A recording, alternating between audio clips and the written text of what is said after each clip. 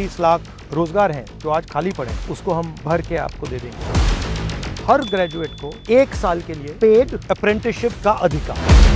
Hello friends, नमस्कार। तो राहुल गांधी जी ने ट्वीट करते हुए ये कहा कि बेरोजगार की नौकरी यहाँ पे पक्की होगी। राहुल गांधी का यहाँ पे युवाओं से किया गया वादा, जिसमें युवाओं को कुछ रोजगार की यहाँ पे बातें की गई, जिसकी बातें आप आगे सुनेंगे। आप यहाँ पे देख कर आएंगे, राहुल गांधी ने ट्वीट करते हुए लिखा कि भर्ती भरोसा और पहली नौकरी पक्की गारंटी पर युवाओं का उत्साह। 30 लाख सरकारी नौकरियाँ और 1 लाख वार्षिक अप्रेंटिसशिप की गारंटी दी है। अब देश में मन की बात नहीं, रोजगार की बात होगी। तो ये राहुल गांधी ने ट्वीट करते हुए कहा है। आपकी इसमें कमेंट में क्या राय है, सब आप हमें ज़रूर बताएं। साथ ही रोजगार के अवसर पर यहाँ पे राहुल गांधी ने जो बात की युवाओं से, आप भी ज़रूर सुने। Law on paper leak so that we formalize how exams are done. A concept where we are taking 5,000 crores so that youngsters like you can get that money to start your own business.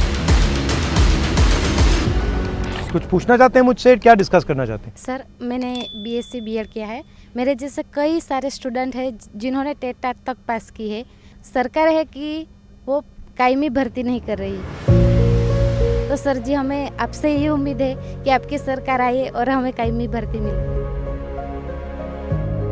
ये जो आजकल का हिंदुस्तान का economic system है, आप young लोग हो, आपको समझ आ रहा है क्या हो रहा है इसमें? सर, जैसे ये अपने टी शर्ट या कुछ भी आता है, फ़ोन होता है, वो मेड इन चाइना या बाहर से आता है। Very good. तो प्रोडक्शन कहाँ हो रही है? बाहर से सर, चाइना में। चाइना से। तो जॉब कहाँ जा रही है? बाहर जा रही है। ठीक है, उसको बेच कौन रहा है? जो उद्योगपति और वो उनके। तो क्या हो रहा है, चाइना का माल हिंदुस्तान में बेचा जा रहा है। चाहे वो सेल फोन हो, इसके सारे के सारे कंपोनेंट्स चाइना से आएंगे, यहाँ पे असेंबल कर देंगे और फिर कहेंगे made in India. Not made, it is not made in India, it is assembled in India.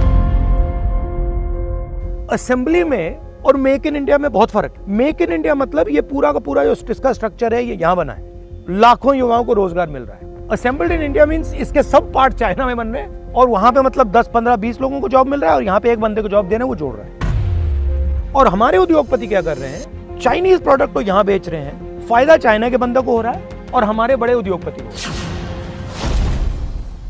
30 lakh रोजगार हैं जो आज खाली पड़े हैं, उसको हम भर के आपको दे देंगे। बिना प्रोडक्शन के सिस्टम को शुरू करना हिंदुस्तान के सामने कोई चारा नहीं। हमें सिंगल माइंडेड यही कहना चाहिए, भैया मेड इन इंडिया, चाइना में माल बिकेगा और हमारे युवा ये करके दिखाएंगे। ये माइंडसेट ये होना चाहिए। जो भी जितने भी स्टूडेंट्स ग्रेजुएट या पोस्ट ग्रेजुएट होके निकलते और कहीं जगह बाई चांस अगर जॉब प्लेसमेंट आ गया तो उसमें जॉब सिर्फ कॉल सेंटर। यही जो प्रॉब्लम है, इसको सॉल्व करने के लिए हमने अपने मैनिफेस्टो में एक चीज़ प्रपोज की है।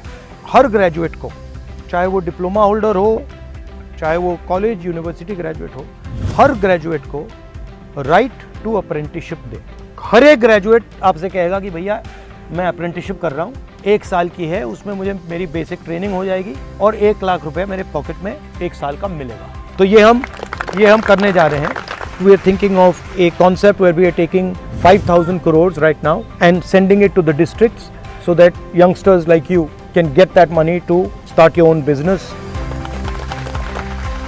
We are going to make a law on paper leak so that we formalize how exams are done. We don't allow this business of outsourcing exams and then we punish people who leak papers or try to take advantage of the system.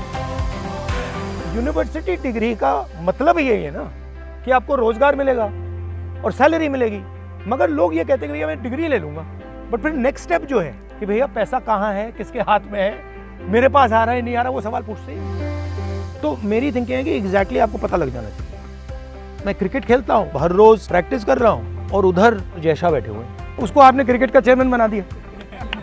अब अगर आप realistically देखोगे तो हो क्या रहा है, जो पैसा क्रिकेट वालों को जाना चाहिए वो पैसा जैसा को जा रहा है और हर फील्ड में हो रहा है।